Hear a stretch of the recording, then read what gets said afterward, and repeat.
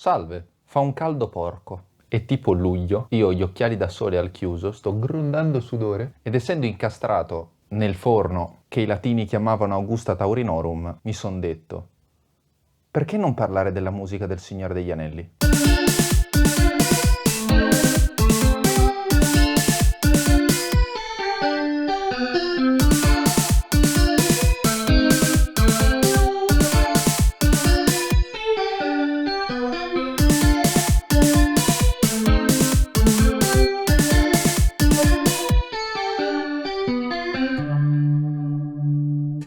Nel fare questa serie ci sono diversi problemi tecnici e tattici. Qualcuno potrebbe anche dire strategici della situazione. Il primo, fa davvero un caldo porco, cioè fa proprio caldo porco. Secondo, sono troppo alto per fare un video su YouTube, soprattutto in piedi, perché questa è il sopra della mia libreria. Posso anche fare posa squat, sono condannato a non stare in quadratura, cioè tipo io sono abbastanza convinto che in questo momento ho la testa tagliata. Ma si fa quel che si può con ciò che si ha. Perché parlare però della musica del Signore degli Anelli e perché degli Elfi? Signore degli Anelli perché è figa? Gli Elfi perché sono palesemente il popolo più sensato della Terra di Mezzo, o meglio, più bello della Terra di Mezzo. I nani sono dei buzzurroni, gli umani sono gli umani e gli Hobbit sono gli Hobbit. Cioè nel senso, avere come razza preferita del Signore degli Anelli gli Hobbit è come, non lo so, giocare degli Halfling. Sei veramente un grande uomo se giochi degli Halfling, ma non puoi essere un mio amico. Il motivo per cui questa è una serie e non un video unico è perché va bene cazzeggiare su YouTube cercando di trasformare un contenuto minimamente serio in qualcosa di youtubico, ma c'è un limite a quanto la mia mente può trasformare in cazzate. Questo video è il primo di una serie, come detto già più volte, serie che avrà probabilmente 3 episodi, forse 4. Questo episodio, che è un'introduzione sia su musica per il cinema che su Howard Spiaggia, cioè Howard Shore, il compositore delle musiche del Signore degli Anelli, ci sarà un episodio in cui parlerò di quelli che si chiamano il musical world degli Elfi, più i temi e tutta la musica legata a Gran Burrone e Lothlorien, e il terzo episodio sicuro che parlerà di Aragorn e Arwen, la storia d'amore più bella di tutte dopo Beren e Lúthien. Questo video sarà anche una discesa nel sudore, cioè nel senso io parto che sono sudato e finirò che sono grondato. Quindi questo simpatico video è il mattone, è il video più complicato, è il video che qualcuno potrebbe dire più palloso. In realtà, come in tutte queste cose, è un'introduzione e quindi cercherò di renderla il più seguibile possibile. Però prima devo fare una serie di piccoli appunti e tirerò fuori per questa ragione il mio magico strumentopolo. Primo punto rilevante, parlerò e farò riferimento alla Extended Edition. La ragione è molto semplice, perché a livello musicale è l'unica rilevante. Il signore Howard Shore ragiona l'intero score su quella, per cui lui pensa alla Extended Edition, quindi devo fare l'Extended Edition, anche perché il testo critico fondamentale di cui parleremo dopo ha la Extended Edition. Punto 2. Introduttivo. Quello che dirò sulla musica ovviamente riguarda la musica, ma non può essere considerato e analizzato senza pensare che ci sono delle immagini a cui queste cose sono associate, per cui do abbastanza per scontato che quando parlo di cose musicali io faccio anche riferimento, cercherò di farlo il più possibile anche a cosa si vede, cioè la musica da sola non servirebbe a un cazzo. Dai Roma, dai! Punto C. Questo video, penso, possa essere seguibile a mo' di podcast. Se volete seguire anche il video magari mi fate un piacere, però potete tranquillamente ascoltare tutto, tanto dei brani musicali li metto in audio. Punto D, ci sono anche i sottotitoli in inglese. Why? Boh.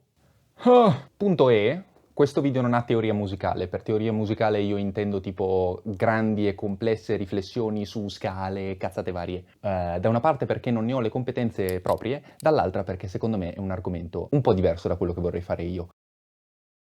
In questo video parleremo quindi di 3 cose fondamentali. La prima è cose produttive generiche sulla musica del cinema, che mi servono perché è una puntualizzazione necessaria da fare. Secondo point, che cosa sono i leitmotiv? Leitmotiv. Terzo, le specificità e alcune cose di introduzione sul lavoro del signor Howard Spiaggia. Quindi un video che non so quanto durerà, però penso, durerà relativamente poco. In quello che ho detto ci sono anche i timestamp, per cui potete saltare direttamente alla parte del video che più vi interessa se non ve ne frega un cazzo delle cose che ho detto prima. Però, come diceva il più grande poeta moderno, ovvero Hugo Iglesias, per favore non fatelo, ecco. Tutto quello che dirò e che è stato fatto nelle musiche del Lord of the Rings score è un nome per identificare appunto come si chiama l'insieme delle musiche per un film, è tutto tranne che standard. Cioè, se voi prendete questa roba qua e pensate che questo è il modo in cui la gente normalmente lavora, siete nel torto marcio. Come normalmente la gente lavora? Voi avete la fase di, diciamo, pre-produzione con la sceneggiatura, il cristiano che scrive, il soggetto che è prima della sceneggiatura normalmente, trattamento e scaletta, che sono due robe non rilevanti questo discorso, poi vai a fare le riprese e poi hai storicamente, quando avevi la pellicola, in digitale adesso è un pochetto differente, però quando avevi la signora pellicola, tu potevi fare diverse robe. Tu dovevi avere un montaggio semidefinito.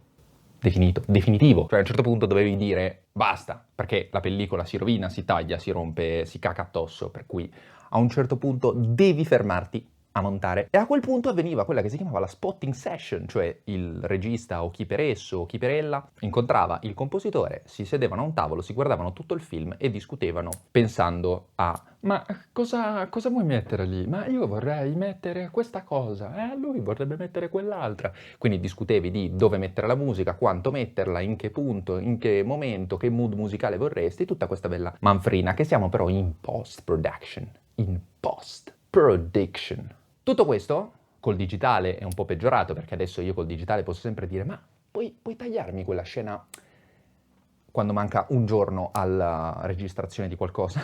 Parlo per esperienza. Quindi, cosa succede? Perché il Signore degli Anelli non può essere preso a esempio? Perché Mr. Howard Shore è contattato prima che la produzione cominci. Cioè loro avevano la sceneggiatura, erano in Nuova Zelanda a giocare con i rugbisti e a un certo punto il signor Peter Jackson e Philippa Boyens e il terzo sceneggiatore, che non mi ricordo mai come minchia si chiama questo cristiano, mi dispiace per lui, tu sei importante come gli altri due, ma io non mi ricordo di te. Quindi questi tre cristiani si rendono subito conto che la musica è fondamentale e quindi contattano il signore Spiaggia prima ancora che la produzione cominci. Lo chiamano in Nuova Zelanda, lui va in Nuova Zelanda, guarda il set e dice figata. E quindi comincia a lavorare. Lui, durante tutte le riprese, manda i sample continuativamente, una volta a settimana manda i sample della roba, mentre gli altri stanno registrando, per cui persino attori potevano sentire la musica. Ho colpito qualcosa. Persino gli attori potevano sentire la musica, mentre loro stavano recitando. Musica che si chiama extra-diegetica, quindi che non deve esserci nella narrazione, perché chiaramente se c'è un che suona il banjo in scena è diverso il concetto. E lui ci mette 3 anni a fare sto score. 3! Quindi capite bene che tutto è bellissima, è la musica di questa parte del Signore degli Anelli, spettacolare, incredibile, ma tutto è fuorché ripetibile. Qualcuno dice, ma non si fanno più le musiche come al tempo. No, è che quel caso lì è un caso speciale. Il leitmotiv è un concetto, mamma mia, ci sono i capelli tutti in faccia per fare questa cacata. Il leitmotiv è un concetto che è legato a quello che si chiama musica applicata. Musica applicata vuol dire che tutti i significati di una musica sono ragionati per essere sovrapposti e funzionali a quello a cui la musica è associata, appunto, applicata.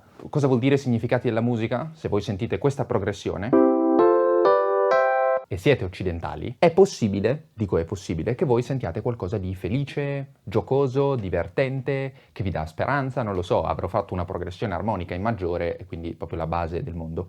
Questo è un significato che la musica da sola esprime, non ha bisogno di nessun altro. In musica applicata vuol dire che io prendo questa roba qua e la applico a supporto di un'immagine. Quindi musica applicata è qualunque cosa, la musica per videogioco, per film, per teatro, per opera lirica, eccetera. Infatti il concetto di leitmotiv nasce grazie al signore simpaticissimo Wagner, che per la musica lirica crea, non è che lo crea proprio lui singolarmente, lui si mette lì e dice creiamo il leitmotiv. È un pochetto più complicato, però concettualmente è quello. Che cos'è il leitmotiv? Il leitmotiv è un'unità musicale che può essere una melodia, una nota tenuta, un'armonia, un qualunque elemento musicale riconoscibile, che viene associato o fatto associare a un soggetto, che può essere qualunque cosa, un'emozione, l'amore, un concetto, la libertà. Può essere Fero, può essere Piuma, può essere un personaggio, il protagonista, può essere una parte normale del racconto, il passato del protagonista. Tutte queste cose qua sono possibili soggetti di un leitmotiv. Ce ne sono ovviamente infiniti altri. Quindi il leitmotiv cosa fa?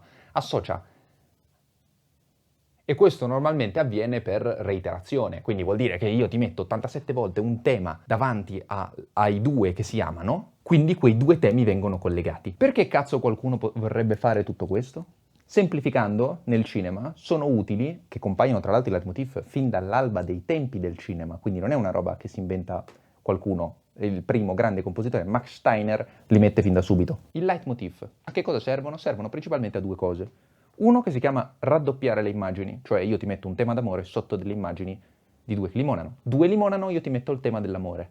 E a cosa serve? Perché incredibilmente lo spettatore sembra che sia davanti a loro, cioè i due stanno limonando e lo spettatore è lì davanti. È lì che limona con loro. Forse è un po' invasivo, ma lui limona. Cioè ti rievoca quell'emozione magica, spirituale, emozionale. Seconda ragione, ben più interessante, è giocare con le associazioni. Cioè se io ho un soggetto che è legato a quest'altro soggetto, posso giocare di associazioni tipo i due limonano, ma sotto come sottofondo io ti metto il tema dell'odio. E lo spettatore è, what the fuck? Perché c'è il tema dell'odio? Cosa mi starà dicendo il film? I due si amano o si odiano? Questo è un gioco audiovisivo interessante. Facciamo degli esempi. Questo è un leitmotiv.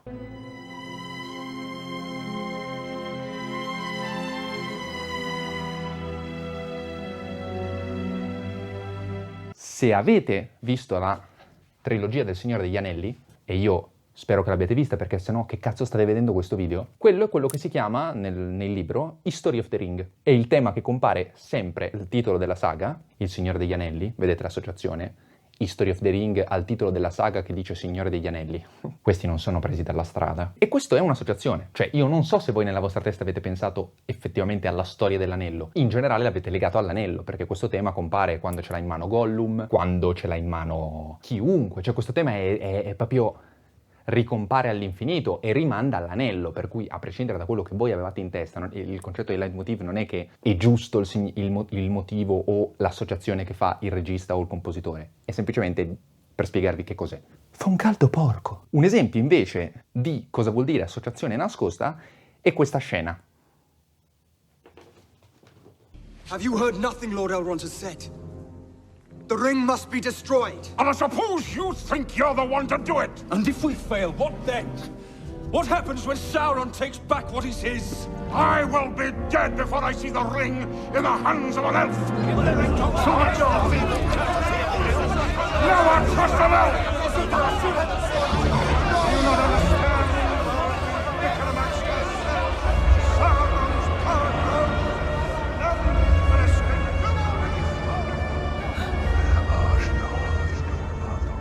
Quella che avete appena visto è la famosa scena a Gran Burrone, quando stanno discutendo dell'anello, dopo che Gimli ha spaccato l'ascia sull'anello, e Boromir fa la sua battuta, dice le sue cagate, e a un certo punto si sente sotto, all'inizio come tipo nota tenuta o due leggere note, poi si sente effettivamente un tema, quello è il tema dei Nazgûl.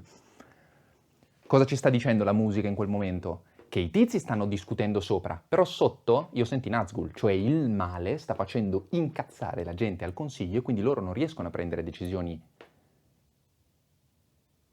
Cioè stanno discutendo perché c'è la forza maligna sotto. Questa è un'associazione, non è che il male è presente in scena, non c'è il Nazgûl lì davanti.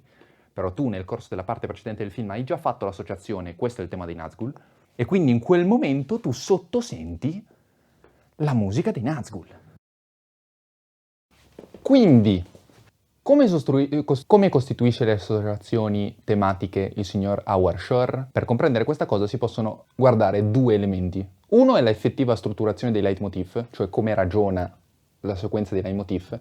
Due, parentesi, i leitmotiv sono anche quelli che possono essere chiamati i cosiddetti temi, per cui adesso utilizzerò la parola temi, in realtà non è proprio la stessa cosa, però vaffanculo, capito? Vaffanculo. Secondo è quello che nel gergo teorico che conosco io e gli altri 4 stonzi che si sono messi a leggere un paper a riguardo, è quello che si chiamano i musical word, che è una cosa che praticamente Shore pensa per questa roba, non è che se l'inventa lui, è che Shore li rende un po' famosi. Come detto, il caro e simpatico signor Spiaggia ragiona l'intero score tutto assieme, cioè lui non pensa a 3 film separati, lui pensa a un unico film di 10 ore. Tra l'altro, visto che ci sono pochissime scene senza musica, il signor Spiaggia deve proprio pensarle tutte le musiche. E quindi, cioè, per praticamente appunto le 10 ore complessive, quante sono di Extended Edition i 3 film. E sono una marea di temi musicali che lo spettatore deve tutti avere in testa e associati, sono tipo 8827. Come fa? Come pensa la struttura generica? Cioè come fa il signor Shore a permetterti queste associazioni di questi infiniti temi? che tra l'altro sono tutti molto riconoscibili, perché se vi farò sentire delle cose, voi le avrete ancora le associazioni, anche se non vedete Il Signore degli Anelli dal 59. Il signor Shore ragiona la cosa sui 3 film, ma con un'idea particolare. Lui deve introdurli, e quindi lui si prende un film per introdurli tutti. Cosa vuol dire introdurli? Che all'interno della Compagnia dell'Anello tutti i temi musicali sono presentati, tutti, a parte Rohan, perché non compare Rohan, i temi di Rohan, però, e sono sempre associati al soggetto in scena. Ma scusami, ma tu hai fatto prima un esempio in cui questa cosa succedeva nel primo film. Bravi, perché sono stronzo, non ci ho pensato, mi è venuto in mente adesso. In realtà lì è presente, ok, a parte le cagate, è presente in scena, cioè l'anello, che ovviamente richiama Inazzo. A rendere evidente questa cosa di presentazione dei temi basta vedere il prologo. Non ve lo faccio vedere il prologo, però basta sapere che nel prologo vengono presentati 4 temi. Elfi di Lothlórien,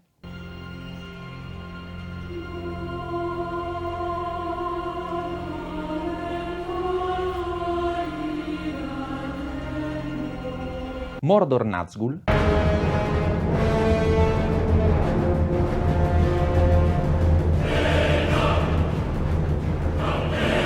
Gondor addirittura, cioè Gondor non compare fino al 3° film, praticamente, secondo, e compare già il tema di Gondor.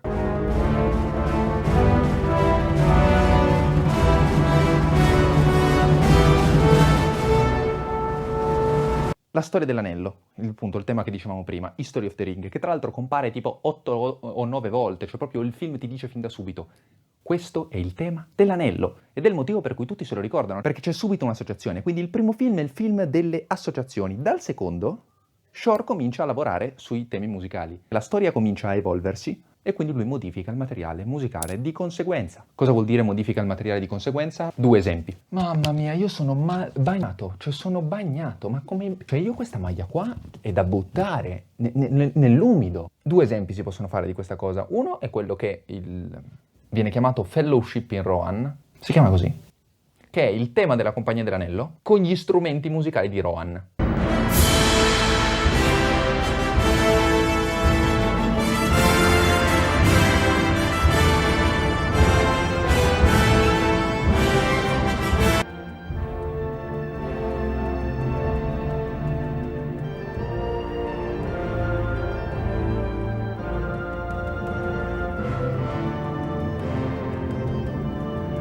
Io non ho ancora detto che cosa vuol dire con gli strumenti di Rohan, però sappiate che questa associazione c'è, magari l'avete anche sentito a orecchio, vi rimanda un po' a Rohan, quindi è lo stesso tema legato a Rohan. Secondo esempio, sempre dalle 2 torri, è la battaglia al Fosso di Helm. Nella battaglia al Fosso di Helm, visto che è una battaglia, pensa un po', la musica sottolinea la battaglia. Quindi cosa abbiamo? I temi musicali che si sovrappongono e si mescolano. L'esempio banale è questo.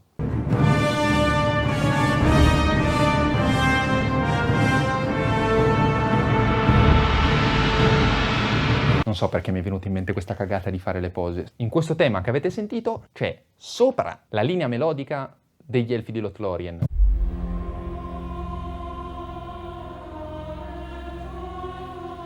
Un tema un po' bellico. Sotto il pattern percussioni è quello di Isengard.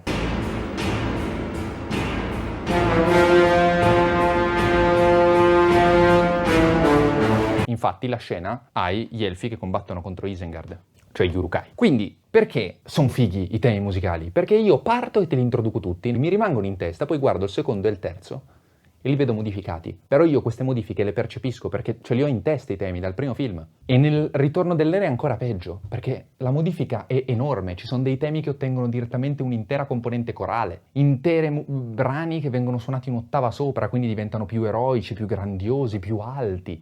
Alcuni brani musicali che se nella prima parte hanno il coro di voci maschili diventano femminili o viceversa, cori femminili che in realtà la maggioranza da cori femminili diventano cori maschili. E quindi è una struttura incredibile. Incredibile la vita, vero? Quindi questa complessa struttura leitmotiv è un passaggio, però non basta. I temi devono essere anche legati tra di loro. Normalmente i legami sono tipo interni ai temi musicali, che cazzo ne so, il tema della malinconia che è legato al tema del protagonista perché è la malinconia del protagonista. E questo tipo di associazioni ci sono anche nel Signore degli Anelli. Questi purtroppo non posso fare gli esempi musicali perché è roba un pochetto più tecnica, ma sappiate, date questa informazione per buona, datemene una per buona. Il pattern musicale, soprattutto l'inizio della Compagnia dell'Anello, del tema di Isengard, del tema dell'anello e del tema dei Nazgûl è lo stesso, o è molto simile. L'oggetto, l'anello, ha il suo tema collegato a il possessore, la compagnia dell'anello, e i due che lo inseguono, almeno nel primo film, Isengard e i Nazgûl. Quindi io musicalmente ho l'associazione tra i due, tra i tre, tra i quattro, tra i cinque. Nel frattempo, come potete notare, la mia maglietta ha cominciato a assorbire ed entrare nei miei pori della pelle. Io probabilmente mi sveglierò domani con la pelle fatta di cotone. E tra l'altro non so che cosa sia, devo ammetterlo, che mi fa sudare così tanto. Io non ho mai sudato così tanto in vita mia. Non so se sia stare al chiuso a parlare, forse è quello, non lo so. È bagnata, è bagnata. E forse sono gli occhiali da sole che continuo a tenere per nessuna ragione al mondo. Cioè non c'è ragione per cui io abbia gli occhiali da sole in faccia. Quindi cosa fa Howard Shore per collegare i vari temi? Fa quello che Doug Adams chiama un approccio antropologico. E voi vi starete chiedendo, che cazzo è Doug Adams? Bravi. E Doug Adams è un tizio, critico musicale, che ha fatto questo testo. Che gag, questa è una bella gag. Howard Shore voleva fare un testo riassuntivo del suo lavoro. Questo Doug Adams gli piaceva il lavoro che stava facendo Howard Shore, quindi lui va sul set, va sui posti di lavoro, contatta i collaboratori di Shore, parla con Howard Shore, fa un sacco di cose, fa questo testo, La musica del Signore degli Anelli, in cui c'è tutto. Ovviamente un testo di parte, non è un testo critico, è più un testo informativo, è una sorta di fonte primaria, è come il documento che ti dice che tu sei morto, ok? Il certificato di morte è quel tipo di documento, cioè le cose che volevano fare sono segnate lì dentro. Ovviamente io ho delle foto, ma non ho il testo in sé perché costa tipo 200 euro e la mia economia non me lo permette, ma anche l'avessi non so se spendere 200 euro per Doug Adams. Sta di fatto che io ho una marea di foto e io vorrei inserirle queste foto, ma ho dei piccoli problemi di natura legale, cioè ho un grosso dubbio che io non possa legalmente mettere le foto, perché io le ho fatte in una biblioteca, che tra l'altro me lo sono fatto inviare alla biblioteca, cioè nel senso proprio a questi livelli, perché c'è in Italia questo testo ce l'hanno soltanto a Milano, ma porca di una puttana! E come un altro testo che dovevo cercare, gli unici che avevano sto testo erano dei cazzo di monaci francescani. Ma perché dei monaci francescani hanno un testo sul Signore degli Anelli? Ma chi siete? Quindi questo Doug Adams scrive questo testo, in questo testo c'è tutto, c'è la classificazione dei temi, tutto il motivo per cui io nomino i nomi dei temi è perché sono i nomi che Doug Adams dà a questi temi, ci sono i testi di tutte le parti corali, che tra l'altro, spoiler, sono tutti in lingue di Tolkien, a parte Rohan che ha l'Old English, i temi dei nani che cantano in Kul. Gli elfi cantano a volte in Sindarin, a volte in Kenya, dipendentemente da qual è il popolo di riferimento. I temi dei Nazgûl cantano prima in Adunaik, o come cazzo si chiama, si pronuncia questa, la lingua umana, quella antica, la lingua di Angmar, e poi nel finale del film i temi diventano cantati in Kenya, ma c'è una ragione di cui parleremo nei prossimi episodes. Che cosa vuol dire, parlando seriamente, approccio antropologico? Approccio antropologico vuol dire che Howard Shore dice Tolkien ha scritto infinito su sti cazzo di popoli, cioè nel senso ci sono testi infiniti, quindi io, tizio che deve fare le musiche di questo mondo, cosa posso fare? Cerco di scegliere degli elementi musicali extemporanei e generici, che io leggo e raggruppo per popolo, e poi quando devo creare un tema prendo da quegli elementi generici di quel popolo, così tutti i temi di un singolo popolo sono già associati tra di loro. Exemplorum, gli Hobbit. Gli Hobbit sono gente frugale, gente di campagna, gente che nell'associazione di Tolkien sono i gallesi, più o meno. Il Signor Spiaggia seleziona intanto scale maggiori, basiche, abbastanza così, seleziona melodie danzabili, e poi seleziona una serie di strumenti che fanno parte del folklore di quel periodo, oltre a scegliere un tipo di musica che ricordi molto la musica folkloristica inglese e gallese. Gli strumenti ve li leggo perché sono il fiddle, probabilmente comparirà a schermo qua, il whistle e il bidofono. Il bidofono mi fa ridere questa roba qui, comunque. E quindi lui prende questo pastone, ci mette dentro tutte queste cose e quando deve creare un tema degli Hobbit prende una pallocca, assembla questi elementi e ci costruisce il tema. Esempio, questi due temi della contea. Questo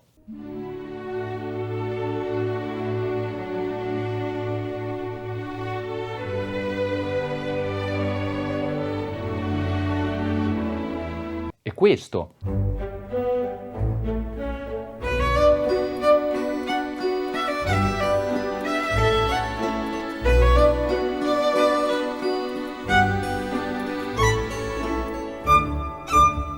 Quindi questo exemplorum che ho fatto con gli Hobbit vale poi per qualunque altra cosa. Dai Gondor, Rohan, gli Elfi. Gli Elfi ce l'hanno complessivo e poi c'è un micro musical world legato ai due popoli, Gran Burrone e Lothlórien, che hanno leggere differenze, però concettualmente sono simili. C'ha un musical world Mordor, c'ha un musical world le creature maligne. Cioè c'è una musica specifica ragionata in un certo modo per il Kraken, quello a Moria. Come potete vedere è passato un giorno. O meglio, 2 giorni e una doccia. Per il finale del video questo è altro, cioè era necessario, tra l'altro io sto già sudando. E sentirete tutti... Quindi, questi erano i cosiddetti musical world o anche music domain, qualcuno li chiama anche music domain in questo matto settore. E qui il video potrebbe concludersi, ma... c'è un ma. Perché sto facendo questa serie davvero, a parte le cacate? La ragione è che penso che sia molto figo affrontare e vedere l'opera di Howard Shore, perché secondo il mio modestissimo parere ha avuto un impatto devastante su tipo un sacco di mondo musicale successivo, in particolare quello videoludico. Fighissimo. Chi cazzo è che suona? Stavo dicendo, quello videoludico, che è un settore fichissimo, c'è un sacco di roba che si può dire sui videogiochi in generale. Sull'ambito musicale devo dire che c'è poco ragionamento, cioè si parla spesso di temi fichissimi, ma poco su quali sono ad esempio le particolarità, che è diversissimo fare musica per videogioco da fare musica per cinema. E una delle ragioni, secondo me, è proprio che tu nel videogioco devi dare the setting, the ambientation, il contesto. Molto di più di quanto non sia al cinema, soprattutto perché tu nel videogioco non hai l'ambiente attorno che è quello. In un videogioco io, al contrario del cinema, non registro e non incido a tempo con le immagini, perché sì, spoiler, quando fanno le incisioni al cinema hanno uno schermo su cui ci sono le scene del film e tu, che cazzo ne so, il piattista che sbatte i piatti lo fa sul frame preciso. Invece, in the fucking videogame, tu sai che cosa il giocatore potrebbe star facendo, per cui se io ho una musica di una boss fight...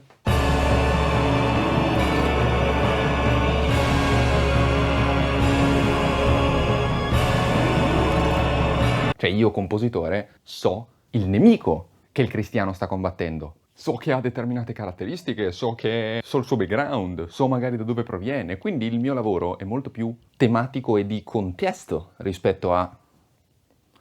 In un videogioco fantasy, molto spesso, la musica che viene messa nella schermata iniziale cambia tantissimo l'atteggiamento con cui tu entri nel videogioco, che è il motivo per cui Souls-like sono subito tipo... ti catapultano con queste musiche devastanti.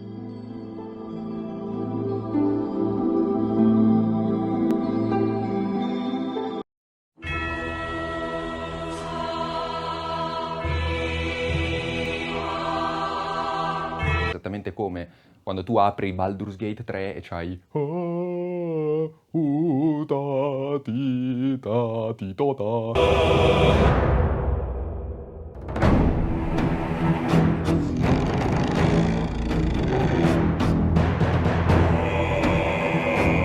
Quindi sì, Baldur's Gate lo fa così, ma questo lo fa qualunque gioco. Ad esempio, un gioco sempre GDR occidentale, che è Pillars of Eternity, ha questo tema.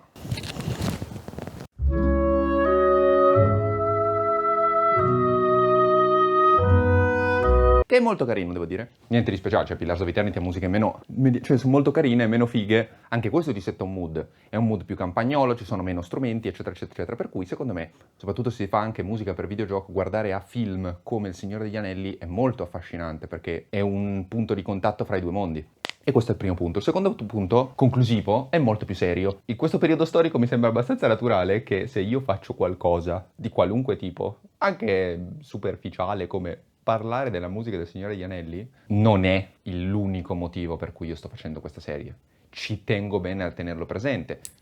Io ho fatto un leggero riferimento a di cosa voglio parlare, che è un sottotesto dell'intera opera del Signore degli Anelli, che secondo me è interessante da ragionare, che le musiche sottolineano. Per cui io voglio fare quel ragionamento lì, e quindi ci arriveremo all'episodio Aragorn e Arwen, perché Aragorn e Arwen è rappresentativo di tutto questo, per cui sì, cazzeggio, ballo, cago addosso, sudo l'anima, però tenete presente, tenete a bada A bada tenete, mi stanno cadendo i pantaloni. Non faccio le cose a cazzo, che c'è un motivo per cui faccio le cose, soprattutto che fare un video semplicemente sulla musica del Signore degli Anelli è buttare tempo. Le cose sono belle se uno riesce a fare sia la parte divertente che affrontare cose serie. Ed è il motivo per cui secondo me l'arte o ragionare di arte o fare critica non è soltanto un esercizio poetico e di stile. Si possono fare entrambe le cose. Magari io lo faccio di merda,